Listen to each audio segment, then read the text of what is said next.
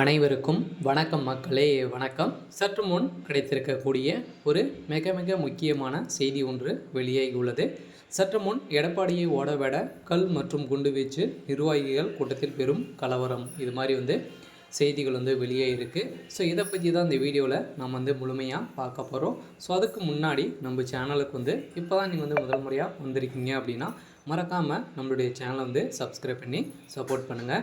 So வாங்க வீடியோக்குள்ளே போகலாம். ஸோ பார்த்தீங்கன்னா எடப்பாடி பழனிசாமி அவர்கள் ஒரு ஆலோசனை கூட்டத்தில் ஸோ அனைவருக்குமே அறிவுரை வழங்கியிருந்த நிலையில் ஸோ அந்த கூட்டத்தில் பார்த்திங்கன்னா அதிரடியாக எடப்பாடியை பார்த்திங்கன்னா முடிந்த உடனே கல் மற்றும் அவருடைய செல்ஃபோன்கள் குறித்து பார்த்திங்கன்னா ஸோ அறையப்பட்ட சம்பவம் பெரும் பரபரப்பை தான் ஸோ ஏற்படுத்தியிருக்கு. ஸோ முன்னதாகவே பார்த்திங்கன்னா எடப்பாடி பழனிசாமி அவர்கள் ஸோ ஆலோசனை கூட்டத்திலே புறக்கணித்து விட்டதாக ஒரு பரபரப்பான செய்தி வெளியேறின நிலையில் ஸோ அதிமுகவில் இருந்து வெளியிடப்பட்ட சசிகலா, டிடி தினகரன், ஓபிஎஸ் ஆகியோர் தனித்தனி அணிகளாகவும் கட்சிகளாகவும் செயல்பட்டு வருகின்ற நிலையில் எடப்பாடி நடந்து முடிந்த சட்டமன்ற தேர்தலில் பார்த்திங்கன்னா ஒரு இடங்களில் கூட வெற்றி பெறாத ஸோ அணியாக மூன்றாவது அணியாக மாறியிருந்த நிலையில் ஸோ எடப்பாடிக்கு பார்த்திங்கன்னா நிறைய எதிர்ப்புகளும் நிர்வாகிகளும் பார்த்திங்கன்னா அதிரடியாக பெரும் குற்றச்சாட்டுகளை வச்சுருந்தாங்க. இதன் அடிப்படையில் தான் பார்த்தீங்கன்னா அதிரடியாக மீண்டும் எடப்பாடி அவர்கள்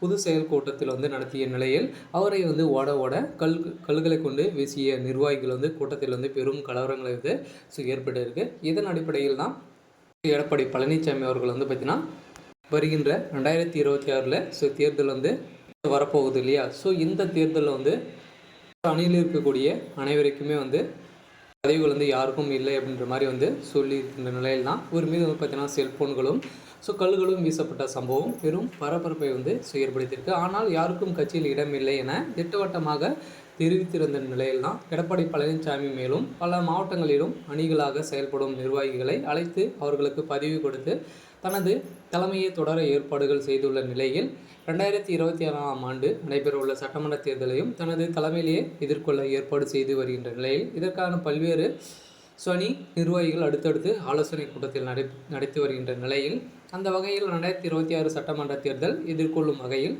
சென்னை ராயப்பேட்டையில் உள்ள அதிமுக தலைமை அலுவலகத்தில் தகவல் தொழில்நுட்ப பிரிவு நிர்வாகிகளுடன் எடப்பாடி பழனிசாமி ஆலோசனை மேற்கொண்டிருந்த நிலையில் முன்னதாக கட்சியின் தலைமை அலுவலகத்தில் இருக்கும் எம்ஜிஆர் ஜெயலலிதா சிலைக்கு மாலை அணிவித்து மரியாதை செலுத்தி அவர் தகவல் தொழில்நுட்ப பிரிவில் சார்பில் இடி டிஜிட்டல் விளம்பர பலகையை திறந்து வைத்திருந்த நிலையில் பெரும் அதிர்ச்சி அளிக்கக்கூடிய அளவிற்கு பார்த்தீங்கன்னா அதிமுகவுக்கு பெரும் இழப்பை தேடி தந்திருக்காரு. இருந்தாலும் எடப்பாடி அவர்கள் அதுதான் இரட்டை லைசனை கொடுத்துருக்காங்க இல்லையா. இருந்தாலும் எடப்பாடி கூட சசிகலாவும் பன்னீர்செல்வம் அவர்களும் கட்சியில் இணைய போகிறதாக ஒரு பரபரப்பான செய்தி வெளியாயிருக்கு. இருந்தாலும் அதிமுக ஜெயிக்குமா அப்படின்றத பெரிய கேள்விக்குறி தான். இருந்தாலும் வெற்றி பெறத்துக்கான அனைத்து வாய்ப்புகளும் இருக்குது. இருந்தாலும் என்ன நடக்க போகுது அப்படின்றத நாம் வெயிட் பண்ணி பார்க்கலாம். இது மாதிரி அரசியல் சார்ந்த நிகழ்வுகளை தெரிஞ்சுக்கணும் அப்படின்னா மறக்காமல் நம்மளுடைய சேனலை சப்ஸ்கிரைப் பண்ணிக்கோங்க. தேங்க்யூ.